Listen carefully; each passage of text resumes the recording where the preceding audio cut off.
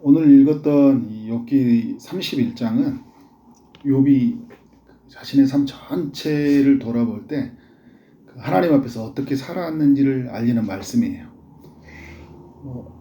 더 많은 가지로 나눌 수 있지만 저는 한 5가지 정도만 나눠봤어요. 첫 번째는 욥이 순결하게 삶을 살았다는 거예요.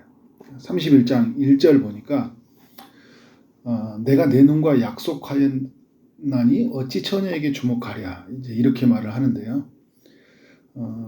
자신의 눈과 약속을 했다는 거죠. 어떤 약속이에요? 처녀에게 주목하지 않겠다. 욥은 한 아내의 남편으로서 자신의 아내에 의해 다른 여인에게 주목하지 않겠다는 거예요. 그러니까 행동으로도 죄를 짓지 않을 뿐더러 눈으로도 죄를 짓지 않겠다. 9절부터 12절까지도 자신은 이제 음란한 삶을 살지 않았다는 걸 이야기하고 있어요. 자신의 전 생애를 돌아봤을 때.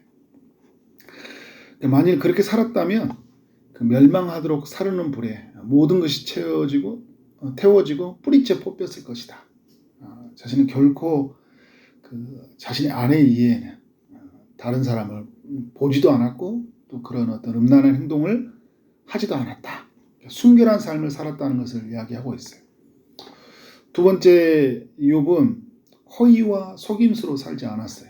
5절을 보니까 자신은 허위와 함께 살지 않을 뿐더러 허위와 함께 동행하지 않았다. 내 발이 속임수에 빨랐다면, 속임수를 따라 살지 않았다는 거예요. 만약 이런 모습이 보인다면 공평하신 하나님의 그 저울로 달아보라는 거예요. 아무런 죄를 찾을 수 없을 것이다. 이렇게 자기 자신을 이야기하고 있어요. 허위와 속임수로 살지 않는 이런 깨끗하게 또 어떤 여인에게도 눈을 돌리지 않는 순결한 삶을 살았다는 거죠.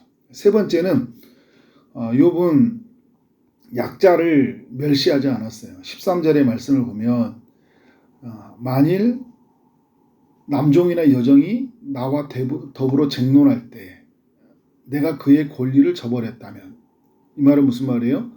어떤 주인으로서 이제 종과 어떤 소유 관계에서 쟁론할 때가 있죠.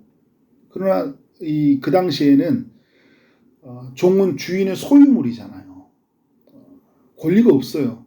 주인의 말을 따르는 것밖에 없거든요, 사실. 그럼에도 불구하고 욥은 종의 권리를 존중했다는 거예요. 인격적으로 대했다는 거예요. 그러니까 이 당시에 4,000년 전에 가졌던 이런 생각이 굉장히 어떻게 해요? 지금으로 보면 굉장히 민주적이잖아요. 굉장히 인격적이고 권리를 존중했고 학대하지도 않았고 불리한 것이 있을 때 법적인 권리도 보장해 주었다는 거예요. 당연히 일을 했으니까 소득을 받는 거고, 그죠? 당연히 이제 종으로서 한 인간으로서 종이지만 한 인간으로서 그가 받아야 될 권리를 지켜주었다는 거죠. 신사적이죠. 굉장히 매너 있고 또 굉장히 다른 사람들 배려할 줄 아는 그런 삶을 살았어요. 네 번째, 조금 더 약자에 대해 구체적인데 가난한 자를 도왔다는 것을 이제 16절 이하에서 말하는데, 가난한 자가 도와달라고 하면 거절하지 않았다. 그리고 남편을 잃은 이제 가부의 소혼들 있잖아요. 가부가 뭔가를 요구했을 때도 예면하지 않았다는 거예요. 그러니까 고아와 가부는 이제 약자들이잖아요. 약한 자들이잖아요. 돌봐줘야 될 대상이거든요. 사회가 돌봐야 돼요. 그때 자기 자신은 내변하지 않았다는 거예요. 17절에 보니까 자신만 혼자 떡덩이를 먹지 않았다. 그래서 여러분 떡을 나눠드릴 겁니다. 고아들을 먹이고, 18절에 보니까 자신은 젊은 시절부터 고아 기르기를 아버지처럼 하였고 과부들을 도왔다 얘기를 해요.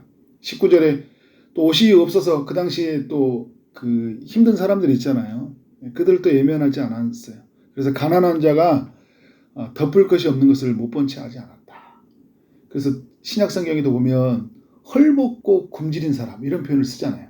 옷이 없고 굶주린 사람들이 있었다는 거죠. 성문에서 있는 고아들이 이제 집이 없으니까 성문에서 먹을 걸 이제 구걸을 해야 되고 막 이런 상황이에요. 그들을 예면하지 않았다라는 거예요. 만일 이 자기 자신이 한 마리 거짓이라면 내 팔이 어깨 뼈에서 떨어지고 내 팔뼈가 그 자리에서 부스러져서 좋다. 그렇게 자기 자신을 하나님 앞에서 말을 하고 있는 거예요. 난 이렇게 살았다는 거예요. 가난한 자를 예면하지 않았다는 거죠. 다섯 번째 욥은 순금과 재물이 아닌 하나님을 의지하며 살았다는 게 24절 이하에서 나오는 건데요. 욥이 순금이 많았거든요. 그런데 순금을 의지하지 않았다는 거예요. 이게 여러분 굉장히 중요한 삶이잖아요. 내게 돈이 있어요. 근데 사람들은 돈을 의지하게 돼 있잖아요. 돈의 힘이 강하거든요. 돈 없으면 우리가 돈이 없어 보면 알잖아요. 아무것도 안 되는 것들이 많거든요. 돈이 있으면 뭐가 다 되잖아요. 그러나 욥은 하나님의 그 뜻 가운데 정직하게 일을 해서 벌었던 이 돈들 있잖아요. 자기를 증명할 수 있는 그런 수단이죠. 그런데 이걸 의지하지 않았어요. 25절에 보니까 재물이 많았지만 재물이 많은 것을 보고 기뻐하지 않았다라고 이야기해요. 26절 해와 달이 밝게 해주잖아요. 근데 자신의 손에 입을 맞추지 않았다. 그러니까 해와 달을 보고 손에 입을 맞춘다. 이건 뭐냐면 그 해와 달을 향해 입을 맞추는 거예요. 그러니까 이거를 이제 그거를 경배한 의미죠. 무슨 말인가요, 여러분? 아무리 해와 달이 밝더라도 그것을 하나님처럼 삼지 않았다. 그것을 만드신 하나님을 주목한 거예요.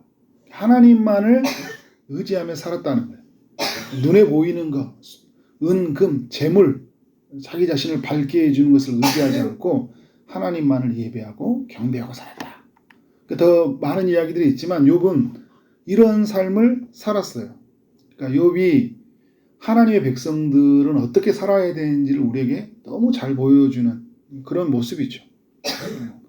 순결하고 허위와 속임수로 살지 않고 약자를 멸시하지 않고 가난한 자를 돕고 살고 순금과 재물이 아닌 하나님을 의지하고 사는 것, 하나님의 백성들이 살아야 될 삶이죠. 근데 여러분 우리가 주목해야 될 것이 있어요. 우리가 욥과 같이 이렇게 살자 그러면 어떻게 돼요? 우리의 삶 안에서 힘이 없잖아요. 우리가 주목해야 될 건 뭐냐면 믿음이에요. 제가 제 주일에도 말씀을 나눌 때 그 골로새 교회인들이 그 하나님을 향한 또 하나님의 아들 예수 그리스도를 향한 믿음이 있었다고 하거든요. 근데 그 믿음이 열매를 맺어가요. 구원의 그 풍성한 열매를 맺어가요. 그 믿음이 하늘에 대한 소망을 갖게 되고 그리고 다른 사람을 향한 사랑의 삶으로 이어지게 만들어요. 욥이 2절의 말씀을 보니까 이런 말씀을 하고 있어요. 이에 계신 하나님께서 내리시는 분깃이 무엇이겠으며 이제 이런 표현들을 하거든요. 하나님께서 내리시는 분깃이 있다는 거잖아요. 높은 곳에 전능자께서 주시는 기업이 무엇이겠냐? 전능자께서 주시는 기업이 있다. 이걸 쉽게 말하면 상 주시는 하나님을 욥은 믿은 거예요.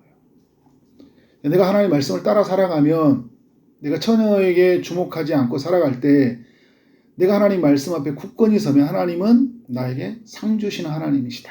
이것을 어떻게 해요? 욥이 믿었어요. 이 믿음이 그의 삶을 어떻게 해요? 죄로부터 분리시켜 나가는 거예요. 3절에 보니까 불의한 자는 환난이 있고 행악한 자는 불행이 있다. 이걸 믿었어요. 그래, 말씀을 따라 살아가는 것은 하나님께서 주신 복이고 말씀을 따르지 않았을 때는 불행이다. 이걸 여러분 믿었기 때문에 어떻게 된 거예요? 내가 말씀을 저버리는 삶을 살지 않는 거죠. 4절에 보니까 자신의 길을 살피시고 자신의 걸음을 세는 하나님에 대한 믿음이 있었어요. 내가 가는 길을 살피시고 걸음을 세시는 하나님, 내가 몇 걸음까지 세는지 하나님을 알았기 때문에 어떻게 돼요? 함부로 행동할 수 없는 거예요. 하나님의 실존에 대한 인식, 그가 나를 주목하고 계신다. 그가 내가 가는 길을 아시고 내가 그의 말씀을 따라 지켰을 때 하나님은 나에게 상 주시는 그것을 믿었기 때문에 어떻게 돼요? 남을 속일 수가 없었던 거예요. 허위와 속임수로 살 수가 없는 거예요. 하나님 무서운 줄 아니까. 제가 이제 우리 파송했던 우리 기쁨의 동산교회 있을 때 조승목 목사님이 있어요. 조승목 목사님이 그 부목사님이시는데 설교하실 때 이제 그때가 굉장히 기억이 많이 나요. 시퍼렇게 살아계신 하나님, 이제 이런 표현을 쓰더라고요. 하나님이 시퍼렇게 살아계시는데 우리가 어떻게 돼요? 어떻게 우리가 살아갈 수 있어요? 하나님이 희미해지니까 어떻게 살아가요? 마음대로 살아가는 거예요. 희미해지니까 눈의 종력에 이끌린 대로 살아가는 거예요. 하나님의 존재를 느끼지 못하니까 내 욕망을 채우려고 살아가는 거예요. 여러분, 왜 다윗이 그렇게 신실하게 살아가다가 범죄했어요? 하나님이 희미해지니까. 하나님이 분명히 선명하게 보였다면 어떻게 그렇게 하나님 무서운 줄 알고 어떻게 그렇게 살겠어요? 우리도 여러분, 하나님이 희미해질 때가 있다니까. 그때 조심해야 돼. 그때 하나님에 희미해진다는 게 무슨 말일까요? 하나님에 대한 아무런 존재 의식이 느껴지지 않아요. 하나님에 대해 하나님 말에도 막 마음이 뭉클해야 되잖아요. 찬양을 할 때 그 고백 하나하나가 너무 우리 가슴을 울려야 돼요. 아무런 우리의 가슴에 울림이 없고, 기도를 해도 내가 무엇을 위해서 누구를 향해 기도하고 있는지, 내가 이방인처럼 중언부언하고 있지는 않은지, 내가 하나님과의 하나님을 인식하고 하나님이 나의 기도를 들으시고 하나님과 나와의 교통이 있는지 늘 우리는 이 부분을 물어야 돼요. 그리고 없을 때 어떻게 될까? 하나님 철저하게 엎드려야 되잖아요. 욥은 이런 하나님을 믿었어요. 15절에 보니까 15절 말씀에 이런 이야기를 하고 있죠. 나를 태 속에 만드신 이가 그도 만들지 않았냐. 자, 내가 하나님 앞에 창조된 사람이라는 거예요. 그런데 그도 만들지 않았냐. 그도 만들었다는 이야기가 무슨 말이에요? 13절에 나오잖아요. 남종이나 여종이나 쟁론할 때 이야기잖아요. 나도 하나님이 만들었지만 남종도 여종도 하나님이 만들었다. 왜 그들의 권리를 지켜주냐면 나도 하나님이 만든 사람이고 그도 하나님이 만든 사람이니까. 나만 하나님이, 우리 그럴 때 있어요. 나만 하나님이 만들고 나만 하나님이 복을 주고 나만 하나님이 쓰신다라고 생각하는 거예요. 나를 더 귀하게 여긴다 생각하는 거예요. 그리고 욥은 이런 생각을 갖지 않았어요. 이 하나님을 믿은 거예요. 나의 하나님이 당신의 하나님인 줄 믿은 거예요. 여러분, 이게 믿음이 굉장히 중요한 거예요. 그래서 우리 아이들에게도 그렇고요. 헐벗고 굶주린 사람도 그렇고 우리가 사회적으로 볼 때 약자라고 하는 사람들도 마찬가지예요. 나의 하나님이지만 그의 하나님이에요. 그러니까 어떻게 돼요? 그걸 아는 순간 존중하는 거예요. 이거에 대한 믿음이 있었던 거죠. 22절에 보니까 욥은 재앙의 날이 있었다는 것을 알아요.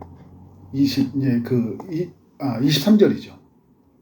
나는 하나님의 재앙을 심히 두려워하고 그의 이염으로 말미암아 그런 일을 할 수 없느니라. 그러니까 이 하나님의 재앙을 믿었기 때문에 어떻게 해요? 순금을 의지하지 않는 거예요.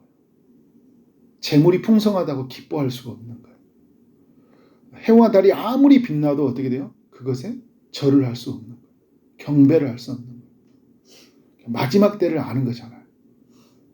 이 하나님에 대한 실존에 대한 인식, 그리고 마지막 날 하나님에 대한 그 보응, 이게 확실한 거예요.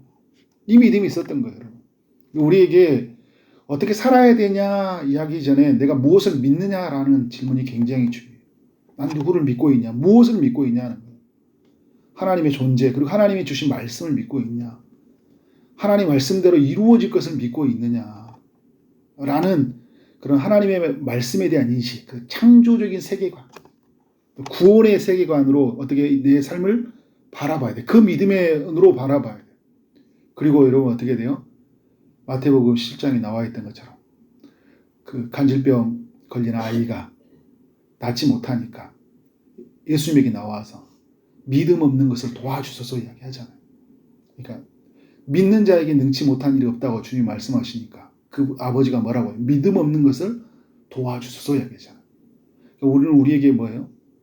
우리의 삶 안에서 내가 믿음대로 이 모든 것들을 믿음대로 살지 못한다면 믿음 없는 것을 도와달라고 합니다. 하나님의 살아계심, 그 하나님의 일하심 무엇인지로 우리가 충만하게 채워지면 어떤 삶을 살게 될까요?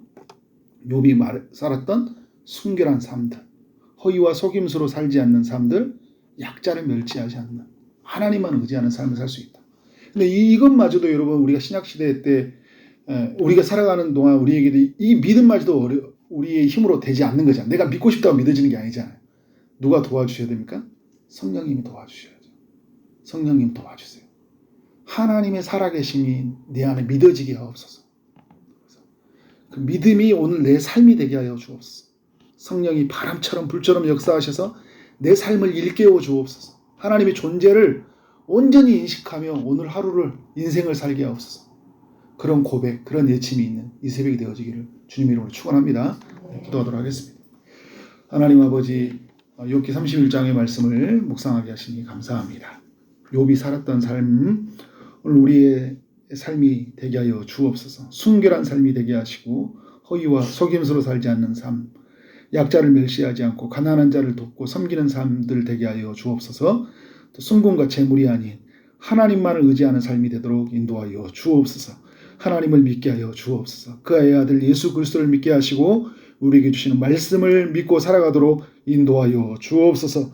주님이 믿음으로 살아가도록 성령님 역사하여 주시고 하나님의 살아계심과 하나님의 일하심, 우리를 통해 주신 그 약속을 하나님 믿고 이렇게 믿음으로 살아갈 수 있도록 역사하여 주옵소서. 오늘도 주의 응답을 기다리겠습니다. 주님이 찾아오셔서 응답하시되 특별히 아픔 중에 있는 이들에게 찾아가셔서 치료의 강선을 비춰주시고 고쳐 주옵소서. 취업을 준비하는 이들, 결혼을 준비하고 임신을 준비하고 출산을 준비하고 시험을 준비하는 모든 이들에게 은혜 베풀어 주옵소서. 오늘 하루 만나는 모든 사람들에게 주의 사랑이 흘러가게 하여 주시고 주어진 일 최선을 다해 일하게 하심으로 말미암아 하나님께 영광이 우리 모두에게는 큰 기쁨이 되는 하루 되게 하여 주옵소서. 예수 그리스도 이름으로 기도를 쌓옵나이다. 아멘.